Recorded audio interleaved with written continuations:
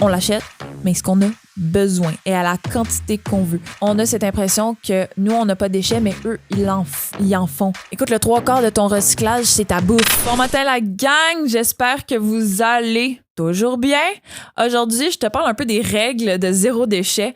Donc, souvent pour l'environnement, on parle de la règle 3RV, réduction, réemploi, recyclage et le V pour valorisation. Par contre, cette règle nous permet de diminuer, de mieux gérer nos déchets, donc pour être capable de diminuer les conséquences sur l'environnement, donc mettons la contamination des eaux, des sols et de l'air. Par contre, dans le zéro déchet, l'objectif c'est de ne pas avoir de déchets, donc on utilise souvent la règle des 5 R ou encore des 7 R. Mais moi, je vais parler un peu plus du 5 R. En tout cas, on s'en va écouter ça. Tonight we're running on the right track. I know we never gonna look back. Je me représente Amélie. Je suis en ce moment dans les studios de CFAC, la radio étudiante de l'Université de Sherbrooke. Et donc, on passe le sujet drette là. Donc, le premier R, c'est refuser. Depuis ma tendre enfance, j'ai toujours refusé les bouteilles d'eau en plastique qu'on me donnait, qu'on me suggérait, qu'on m'offrait. En fait, je préférais avoir soif et trouver une autre solution que d'utiliser des bouteilles d'eau. Et c'est sûr qu'il y a eu des contextes que j'ai pas le choix. Mais tous les produits à usage unique, faut pas se gêner à dire non. Mettons... à l'épicerie, les sacs de plastique ou les sacs de carton, qui peuvent encore plus que les sacs de plastique, mais en tout cas, ça, je vous en reparlerai. Ça m'est déjà arrivé d'arriver à la voiture avec toute l'épicerie dans le panier, de tout stocker dans le char, puis rendu chez nous de mettre mes affaires éparpillées dans les sacs parce que j'avais oublié mes sacs. Et ça va de même pour les articles promotionnels qu'on vous offre. Vous n'êtes jamais obligé de les prendre et personne ne va vous en vouloir. Il n'y aura jamais de malaise à dire « Ben non, j'en veux pas ». Le deuxième R, c'est réduire.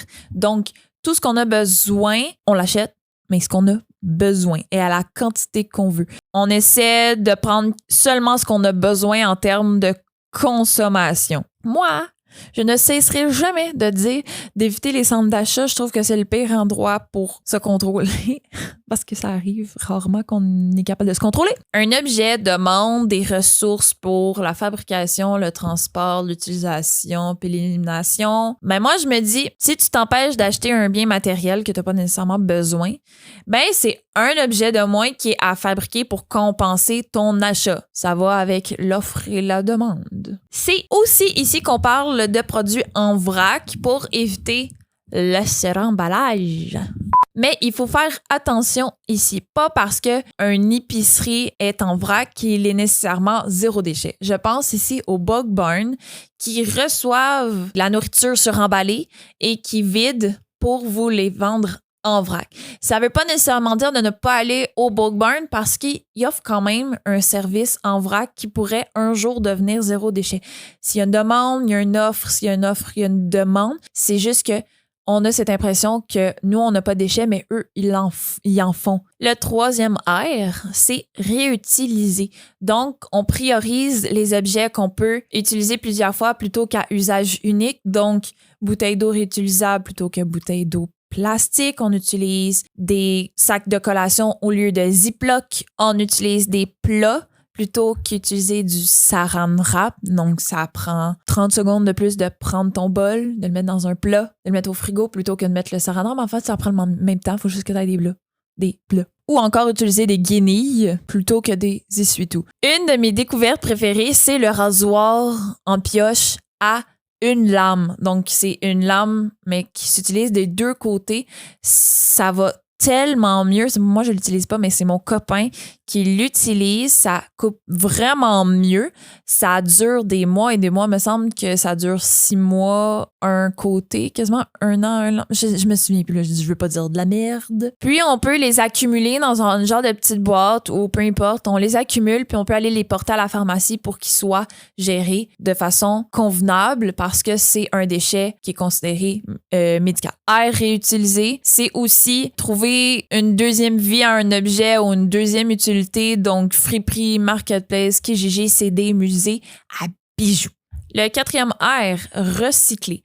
Personnellement, je préfère réparer que recycler, mais ça, c'est dans la règle des 7 R. Moi, je préfère acheter, mettons, mes appareils électroniques puis mes électroménagers seconde main, mais remis à neuf, donc je suis sûre que ça fonctionne avec une garantie, et de réparer ce que je possède déjà, même si ça coûte le même prix, parce qu'au final, on va avoir la même chose. Que tu aies un frigo neuf ou que tu aies un frigo réparé, les deux ont une garantie et vous comprenez? Ça va vous coûter un petit peu moins cher de réparer, mais ça revient au même. C'est juste qu'on perd pas un électroménager puis on ne réutilise pas de nouvelles ressources naturelles. Mais dès qu'on ne peut pas refuser, réduire, réutiliser, il faut savoir mettre les bons objets dans les bons bacs. Ça fait en sorte que les matériaux, on peut les réutiliser pour produire autre chose.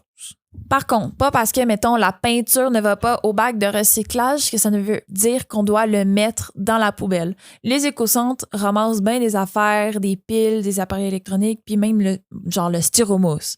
Merci, Sherbrooke! Et le 5e R qui est composter. Là, je sais, vous allez me dire, c'est pas un R, mais le R de composter, c'est remettre à la terre.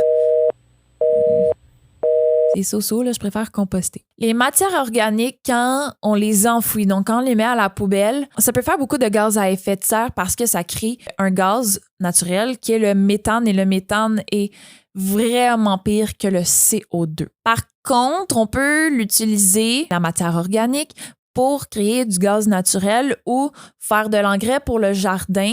Selon la méthode qu'on utilise, aérobique, anaérobique, chez vous, vous pouvez l'utiliser pour faire de l'engrais. Votre bac brun qui composte, et ça, c'est la ville, puis ils peuvent faire du gaz naturel. Donc, il y a des voitures qui, en ce moment, roulent sur le biométhane qui est produit par la matière organique compostée. Pour une vraie transition zéro déchet, ce qui est le best, c'est d'utiliser la règle 7R, donc qui rajoute réinventer, réparer dans la réutilisation et aussi revendiquer. La dernière chose, revendiquer, c'est un peu la question de l'offre et la demande. Donc, si on demande suffisamment, s'il y a une bonne quantité de gens qui demandent, il va se créer une demande réelle, puis on va vouloir vous l'offrir. Un exemple super simple, ma mère est arrivée à l'épicerie, elle a demandé à pouvoir mettre sa viande dans ses plats au lieu de le mettre emballé avec du styromousse puis du plastique. Elle a demandé, elle a reçu.